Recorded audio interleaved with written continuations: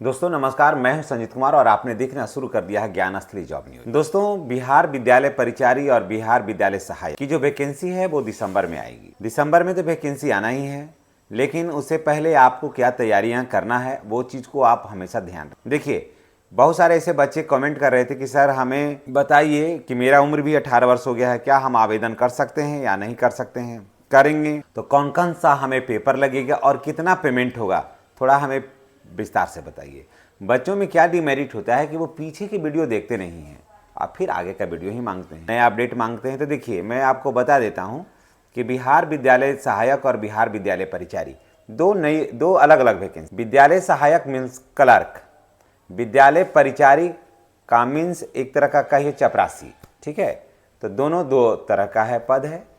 विद्यालय सहायक में क्या है आपको कि आपको इंटर होना चाहिए, 50% मार्क के साथ इंटर होना चाहिए। साथ में कंप्यूटर का ज्ञान होना चाहिए, कंप्यूटर चलाने का नॉलेज होना चाहिए। कंप्यूटर का एक सर्टिफिकेट हो तो ज़्यादा बेहतर है। जैसे कौशल युवा केंद्र से भी आप कंप्यूटर अगर आप कर रखे हैं तो वो भी आपको मान्य हो जाएगा, या बाज़ार से जो टैली वगैरह का तीन महीना 6 महीना का जो कोर्स चलाता है, अगर वो सर्टिफिकेट भी है तो भी आपको काम हो जाएगा। काम से काम है, उसमें ज़्यादा कुछ करना नहीं है, लेकिन एक सर्टिफिकेट होना चाहिए। और कंप्यूटर का, लैपटॉप वगैरह चलाने का जो ज्ञान है, जब कीबोर्ड पर हाथ चले, ऐसा ज्ञान आपको होना अति आवश्यक। तो ठीक है, तो इसमें पहले मैं बता देता हूं कि विद्यालय सहायक में इंटर होना चाहिए 50% के मार्क्स के साथ, और कंप्यूटर का ज्ञान होना चाहिए। बस इसमें ये होना चाहिए। इसका पेमेंट भी मैं बता देता हूं कि इसका पेमेंट अब 30,000 रुपया हो गया। जी हाँ, पहले 16,500 रुपया, 16,500 रुपया था। अब इसमें जो पेमेंट है अब ये हो गया है 30,000 रुपया प्लस करिए इसको, 30,000 रुपया प्लस इसमें। और उसके बाद अब आ जाते हैं विद्यालय परिचारी के लिए। विद्यालय परिचारी में मैट्रिक होना चाहिए, योग्यता है ना, और उसके बाद 50% मार्क्स होना चाहिए, 50% मार्क्स होना चाहिए। उससे अगर कम रहेगा तो आप इसमें आवेदन नहीं कर पाइएगा। ठीक है, ये तो समझ गए आप। डॉक्यूमेंट्स बिल्कुल समझ क्या योग्यता है ये तो समझ लिए, एबिलिटी। अब देखिए क्या है इसमें, फिर मैं आपको बता देता हूँ कि इसमें पेपर क्या लगेगा। सो देखिए, आपको इंटर का मार्कशीट, ठीक है, मैट्रिक का मार्कशीट, उसके बाद मैट्रिक का मार्कशीट, इंटर का मार्कशीट और मैट्रिक का मार्कशीट किसके लिए लगेगा? विद्यालय सहायक के लिए लगेगा, यानी क्लर्क के लिए लगेगा। और अगर आप परिचारी के लिए करते हैं तो सिर्फ मैट्रिक का ही लगाइएगा तो भी काम हो जाएगा। ऐसा नहीं कि मेघांक बनेगा तो इंटर चाहिए, ये चाहिए, नहीं है, मैट्रिक भी रहेगा तो हो जाएगा। तो इसमें देख लीजिएगा, अगर इंटर किए हुए हैं तो इंटर लगा सकते हैं, लेकिन मैट्रिक कम से कम योग्यता मैट्रिक है कि मैट्रिक पास होना चाहिए। वो तो आप पर निर्भर करता है कि आप क्या लगाना चाहते हैं। तो देखिए, इंटर का मार्कशीट, मैट्रिक का मार्कशीट, आधार, उसके बाद लगाना है आधार। उसके बाद कैसे कैसे उसमें आवेदन करना है, ऑनलाइन, सभी आवेदन ऑनलाइन होगा, वो देख लीजिए, ऑनलाइन की प्रक्रिया जानिए।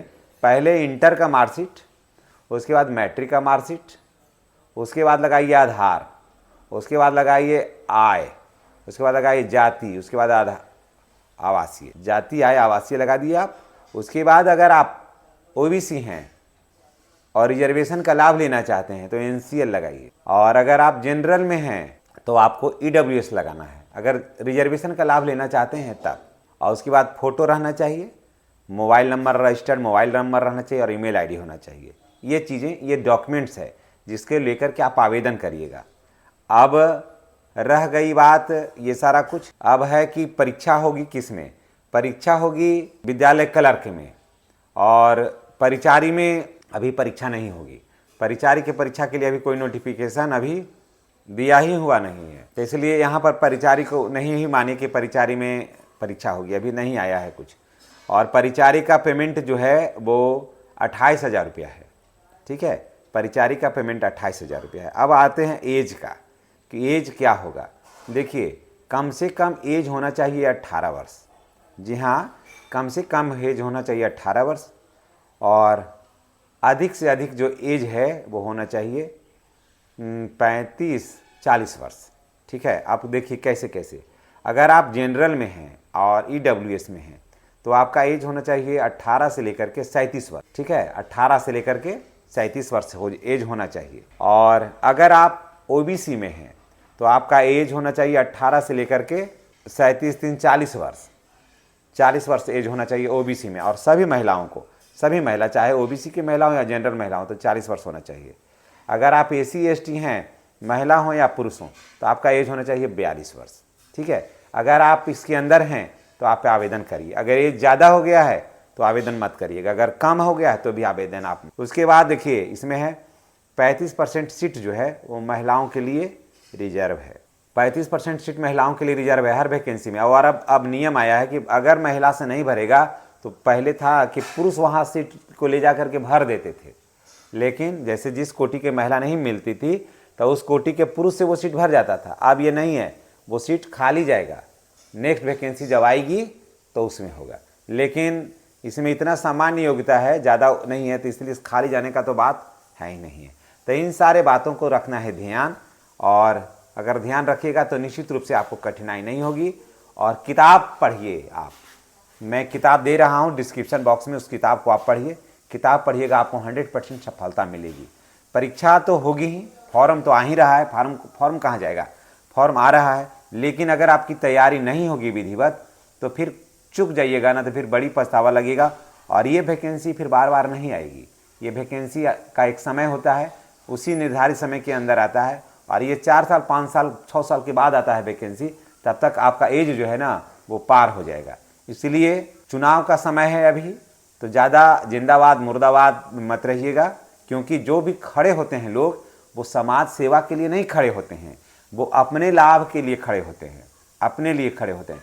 नहीं तो अपने को भी, अपना भी टिकट चाहिए, बेटा को भी टिकट चाहिए, पुतोह को भी टिकट चाहिए, समधिनी को चाहिए, सब अपने ही परिवार को टिकट चाहिए। हर कोई जो भी राजनेता हैं वो समाज सेवा और देश सेवा के लिए कोई नहीं लड़ता है चुनाव, वो सब लड़ता है अपने परिवार के लिए। और जो भी पूंजी जो बनाता है ना वो अपने परिवार के लिए बनाता है, समाज सेवा कोई नहीं करता, सब लूटने पर ही रहता है, सब कमाता है, वो सब सिर्फ दिखावा रहता है। समाज सेवा वो सब अपना सिर्फ दिखावा है। इसलिए उन लोगों के पीछे, राजनेताओं के पीछे भाग करके अपना समय नहीं बर्बाद करिए, और पढ़िए। जो किताब है उसको आप 100% पढ़िए, सफलता निश्चित रूप से मिलेगी।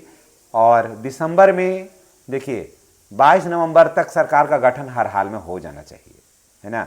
22 नवंबर तक सरकार का गठन हो जाना चाहिए। उसके बाद 8 दिन बचेगा, उसके बाद जैसे उसका नोटिफिकेशन आ जाएगा, क्योंकि ये वैकेंसी आउट होल है, वैकेंसी आउट है, सिर्फ फ्रीज वैकेंसी के लिए नोटिफिकेशन देना है। इसलिए वैकेंसी ऐसा नहीं है कि फिर इसकी वैकेंसी होगी, अधिसूचना जारी होगी, ऐसा कुछ नहीं। टोटल किया हुआ है, टोटल इसमें है, सिर्फ नोटिफिकेशन देना है कि यह वैकेंसी को फ्रेश कैंडिडेट के लिए आवेदन स्टार्ट करवा दीजिए।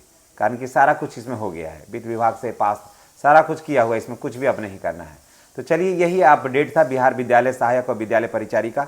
आपको कैसा लगा है? जो बच्चे नए देख रहे हैं उनसे मेरी गुजारिश है कि आपकी कमेंट पर मैंने ये वीडियो बनाया है, और चैनल को सब्सक्राइब कर लीजिएगा और बेल आइकन को दबाइएगा, ताकि वीडियो का जो नोटिफिकेशन है वो आपको मिलता रहे। धन्यवाद।